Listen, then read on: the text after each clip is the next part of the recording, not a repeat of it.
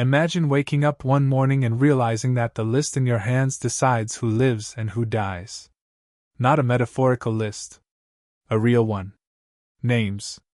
Families. Children. Each line a human life balanced on the edge of annihilation. This is not a legend, and it's not fiction dressed up as history. This is Schindler's Ark, the unforgettable story told by Thomas Keneally in 1982, and today I want to take you inside it not as a textbook lesson, but as a human journey through one of history's darkest hours, lit by one deeply flawed man who chose to act when most people didn't. Let me ask you something before we begin. If saving innocent lives meant risking everything you owned, everything you were, and possibly your own life, would you do it? Or would you look away, like millions did, convincing yourself you had no choice? Oskar Schindler was not born a hero. In fact, if you met him at the beginning of this story, you probably wouldn't like him very much. He was a womanizer, a heavy drinker, a businessman who loved luxury, money, and attention. When Nazi Germany invaded Poland in 1939, Schindler saw opportunity, not tragedy. Krakow was suddenly flooded with Jewish labor stripped of rights, dignity, and protection.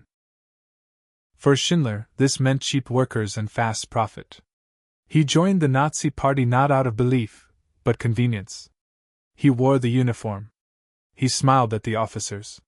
He played the game perfectly. Thomas Keneally makes this painfully clear. Schindler didn't begin as a savior. He began as a survivor of circumstance, a man willing to benefit from a brutal system as long as it paid well. His factory produced enamelware for the German army. His Jewish workers were, at first, simply numbers on payroll sheets, expendable, replaceable, and invisible. But history doesn't always change because of saints. Sometimes it changes because of witnesses. Schindler watched as Jewish families were forced into the Krakow ghetto. He saw children torn from parents, old men beaten in the streets, women shot for moving too slowly. And one day, during the liquidation of the ghetto, he saw something that shattered the distance he'd kept between himself and the suffering around him. A little girl, wearing a red coat, wandering alone through chaos and gunfire. That moment, small, silent, devastating, lodged itself into his conscience like a splinter that would not come out. From that point forward, Schindler began to change, slowly, imperfectly, but decisively.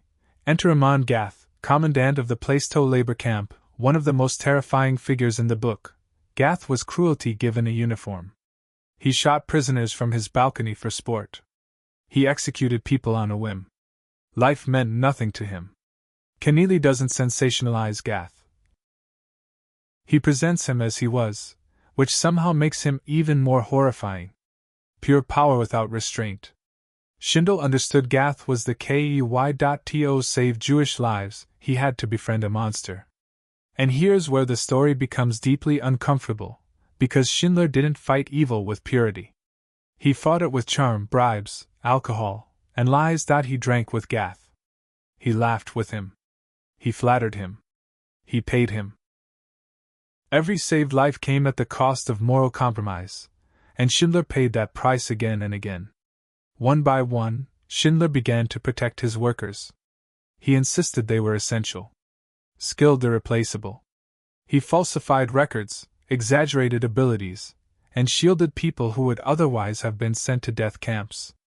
His factory became a strange island of relative safety in an ocean of terror. But safety was fragile. In 1944, as the war, Schindler proposed moving his factory to Brunlitz, in Czechoslovakia. Officially, it was to support the war effort. In reality, it was a rescue mission disguised as bureaucracy. The list of workers allowed to transfer with him became the line between life and death. Names were added. Names were fought over. Bribes were paid. Mistakes were made. At one point, the women destined for Schindler's factory were accidentally sent to Auschwitz. Imagine that terror, believing you were saved, only to arrive at the gates of hell itself. Schindler moved heaven and earth to get them back. Against all odds, he succeeded. By the end, Schindler had spent his entire fortune. He had sold everything: his car, his jewelry, his possessions to buy lives. When the war ended, he wept, not for himself, but because he believed he could have saved more. That moment, when Schindler looks at his ring and says this could have bought one more life, is not just heartbreaking. It's a mirror held up to humanity. After the war, Schindler had nothing. No wealth. No factory. No power. The people he saved, known as Schindlerjuden, survived, built families, and carried his story forward. They supported him when he struggled. They buried him in Jerusalem, a rare honor for a non-Jew. Thomas Keneally's Schindler's Ark is not a story about perfection. It's a story about choice. About the terrifying power of indifference, and the equally terrifying responsibility of action. It asks us a question that still matters today. When evil becomes normal, when cruelty is systematized, when injustice wears a uniform, what will you do? Because history isn't just something that happened. It's something that's always waiting to happen again. And sometimes, all it takes to change it is one person who decides that human lives are worth. Imagine being born at the exact second a nation is born. Not a minute before. Not a second after. The clock strikes midnight, fireworks explode across the sky, crowds cheer for freedom, and in the middle of all that noise, a single baby takes his first breath. Now imagine being told that your life, your body, your memories, and even your failures are somehow tied to the fate of that entire nation. That's not a superhero origin story. That's Midnight's Children by Salman Rushdie, published in 1981, and once you step into this story, it doesn't let you go. It pulls you into a world where history talks back, memory lies without shame, and reality bends just enough to feel magical while still hurting like the truth. Let me tell you this story the way it's meant to be told, not like a textbook, not like a lecture, but like someone sitting across from you, trying to make sense of a past that refuses to stay still. Midnight's Children opens with Salim Sinai, our narrator, who tells us right away that he's fallen. But before we even get there, Rushdie pulls us backward, deep into the past, because history doesn't start when the flag goes up. It starts with Salim's grandfather, Adam Aziz, a doctor in Kashmir whose nose, yes, his nose becomes one of the most important symbols in the book.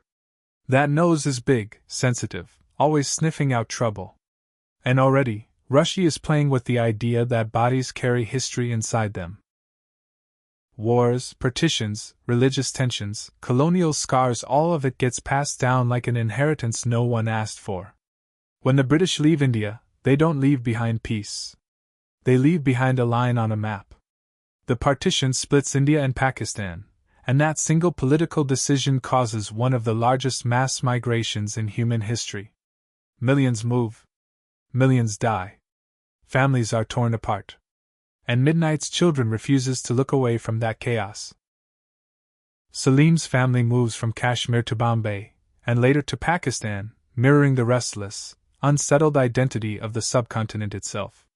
Here's where Rushdie does something brilliant and dangerous at the same time. He mixes real historical events, Jawaharlal Nehru, Indira Gandhi, wars with Pakistan, the emergency with fantasy, exaggeration, and outright lies. And Salim admits it. He tells us his memory is unreliable. He confuses dates. He mixes events. Sometimes he gets things wrong. But then he asks a question that cuts deep. If history itself is written by people with broken memories and personal agendas, how much more reliable is it than his story? As Salim grows up, his body changes along with the nation. His nose runs constantly, and every time it does, history shifts. Elections happen. Wars break out. Leaders fall. It's absurd, funny, and unsettling all at once. Rushdie is daring us to laugh, then daring us to realize why we're uncomfortable laughing. Because beneath the humor is a sharp critique of power, nationalism, and the idea that any country can be born pure. The Midnight Children themselves become a kind of metaphorical parliament. Salim tries to bring them together inside his mind, to create unity out of diversity. Some can change shape. Some are incredibly strong. Some can see the future. Others are cursed rather than gifted. And just like India, they can't agree on what the future should look like. Their powers don't save them. In fact, their differences slowly tear them apart. Idealism fades. Ego grows. Fear creeps in. One of the most painful truths of Midnight's Children is that magic doesn't protect you from politics. Salim loses his family in a bombing during the Indo-Pak War. He loses his memory. He becomes a soldier without a past, used by the state as a weapon. And when he finally returns to himself, he returns to an India under Indira Gandhi's emergency, a period when democracy is suspended, dissent is crushed, and forced sterilizations become state policy. This is where the novel stops being playful and starts hurting in a very real way. The Midnight Children are rounded up. Their powers are taken from them. Their bodies are violated in the name of order and progress. Salim is sterilized, symbolizing not just the end of magic, but the silencing of a generation that once believed it could change everything. Freedom, Rushdie suggests, can be taken away just as dramatically as it's given. And yet Salim keeps talking. He keeps telling his story. Because storytelling itself becomes an act of resistance.